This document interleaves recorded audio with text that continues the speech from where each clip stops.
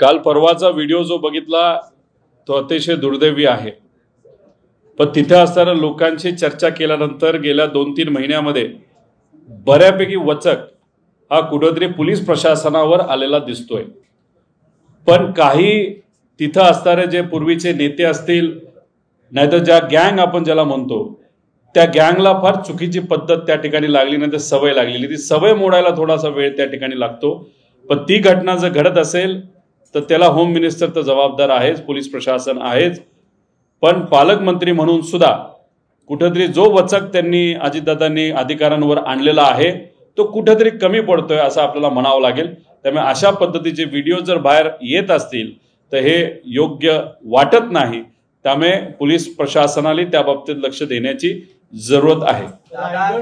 पालकमंत्रीपदाचा जो तिढा होता त्या पार्श्वभूमीवर काल तटकरेंनी गोगावल यांची रुमाल हातात घेऊन एक नक्कल केली व्यासपीठावर आणि त्यांच्या मुलीने आता एक स्टेटस ठेवलेला आहे की तुम्हाला नॅपकिनची ताकद आम्ही तुम्हाला दाखवू। दुसऱ्या बाजूला दादा ह्याच संदर्भात दादाने वक्तव्य केले की हे सगळे अधिकार आता मुख्यमंत्र्यांनी हातात घेतलेले, त्यामुळे आमच्या हातात रायगडच्या पालकमंत्रीपदाबाबत काही राहिलेलं नाही, कसं बघताय दादांच्या वक्तव्यात?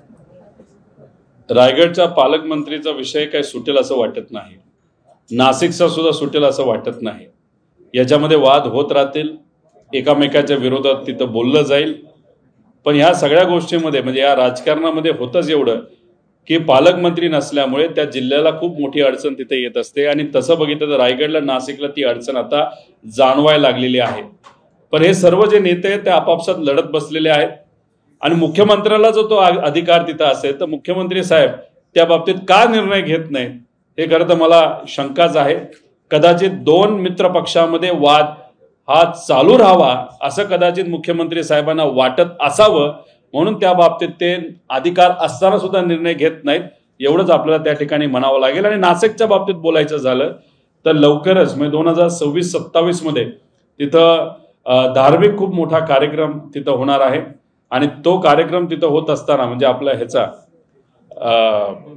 कुंभमेळा होत असल्यामुळे तिथं 7-7.5 हजार कोटी रुपये हे सरकारकडनं खर्चले जाणार आहेत। त्यामुळे तिथं पालकमंत्री पद हा बीजेपीचा नाही तर शिवसेनेचा देण्यापेक्षा मुख्यमंत्र्यांनीच अप्रत्यक्षपणे ती जबाबदारी त्या ठिकाणी घेतली असं आपल्याला म्हणावं लागेल। त्यामुळे ह्या 2 जिल्ह्याचे वाद संपतील एवढं तरी मला त्या ठिकाणी वाटत नाही। 2029च्या इलेक्शनच्या आधी मात्र ते संपवावे लागतील असं मात्र आहे। अजून 3-3.5 वर्ष आहे, बघू पुढे जाऊन काय होतंय। भाजपकडून देशभरामध्ये तिरंगा रॅली काढली जाते। अमित ठाकरे यांनी पंतप्रधान मोदींना पत्र लिहिलेलं आहे की युद्ध विराम झालेला आहे, संपलेलं नाही, त्यामुळे आताच आनंदोत्सव करणं योग्य नाही, अशा पद्धतीचा एक संदर्भ देत त्यांनी ते पत्र। खऱ्या अर्थाने ते जे बोलतात तेही खरंच आहे आणि रॅली काढत असताना कुठेतरी एक राजकीय स्टंटबाजी केली जाते असं आपल्याला वाटतं। खऱ्या अर्थाने जे काय आज देशातले लोक सुरक्षित आहेत ते फक्त आणि फक्त आर्मीमुळे, आपल्या डिफेन्समुळे, एअरफोर्समुळे आणि नेव्हीमुळे, आणि आता फक्त सीज फायर झालेला आहे, कुठेही युद्ध तिथं थांबलंय असं नाही, रोज काय ना काहीतरी पाकिस्तानकडे तिथं होतंय।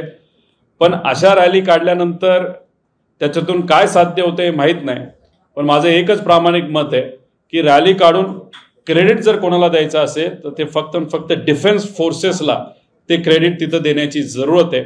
एखाद्या विषयाच्या बाबतीत इव्हेंट जर कोणी करत असेल तर ते योग्य ठरणार नाही आणि काही लोक नेते कदाचित डिसिप्लिन पाळत असावेत पण त्यांचे कार्यकर्ते असा एखादा कार्यक्रम करत असताना नाही तर त्या कार्यक्रमामध्ये सहभाग घेत असताना त्याला राजकीय इव्हेंट समजतात, त्यामुळे ते मात्र त्या ठिकाणी योग्य वाटणार नाही। त्यामुळे बीजेपीकडनं सुद्धा जी काय रॅली काढली जाते त्याच्यामध्ये जी काय फॉर्मॅलिटी ठेवायला लागेल, कारण काही नेत्यांचे स्टेटमेंट जर आपण बघितले तर तिथं आर्मीला क्रेडिट देण्यापेक्षा, एअरफोर्सला क्रेडिट देण्यापेक्षा, नाहीतर नेव्हीला क्रेडिट देण्यापेक्षा तिथं एका मोठ्या नेत्याला क्रेडिट दिलं जातं। हे स्टेटमेंट ऐकल्यानंतर या देशाचा नागरिक म्हणून दुःख मात्र त्या ठिकाणी आम्हा सगळ्यांना होतं। पण एका बाजूला मनसेची महायुती सोबत चर्चा आणि दुसऱ्या बाजूला अशा पद्धतीचं अमित ठाकरेंचं पत्र, कसं बघताय याकडे? कारण राज ठाकरेंची सुद्धा भूमिका संभ्रमाची।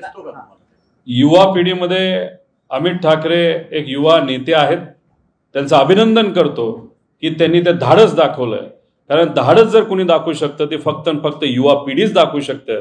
त्यामुळे अमित रावांचं मी मनापासून अभिनंदन करतो की त्यांनी अशा पद्धतीने भूमिका तिथं घेतली असेल, एखादं पत्र तिथं लिहिलं गेलं असेल आणि जे भूमिका घेतात, जे लढतात ते उद्या जाऊन नक्कीच राजकारणामध्ये मोठे होतात असं मला तरी त्या ठिकाणी वाटतं.